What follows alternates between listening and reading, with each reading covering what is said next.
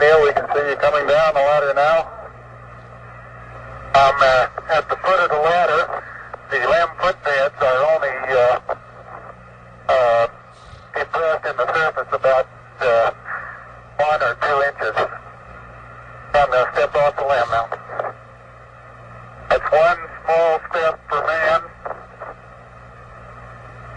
one giant leap for mankind. That was astronaut Neil Armstrong, who was on Apollo 11 on July 21st, 1969, as he spoke words that will live in human history. I watched a repeat of that over the weekend. Frankly, I'll be honest with you, I'm a sentimental guy.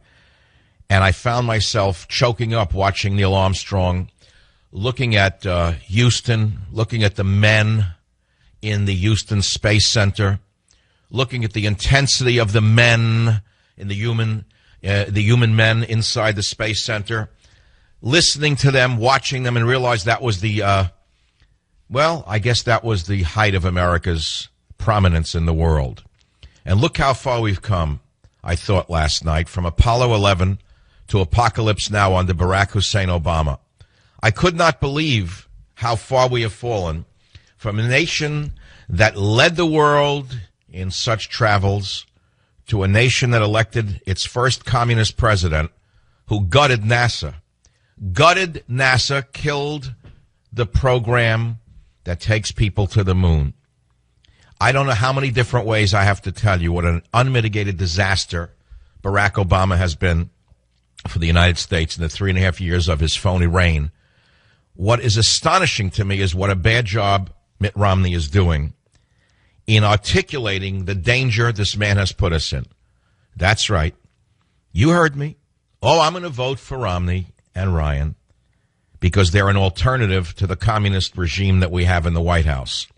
How a naked Marxist could be elected to the presidency, surrounded by some of the richest and most powerful people on earth, and get away with his socialist/communist policies without such notice is astounding to me. Every American school student should be required to watch the footage of Neil Armstrong landing on the moon and the words he spoke, the words that Nixon spoke, and the pictures of the men inside the Houston Space Center who put him on the moon.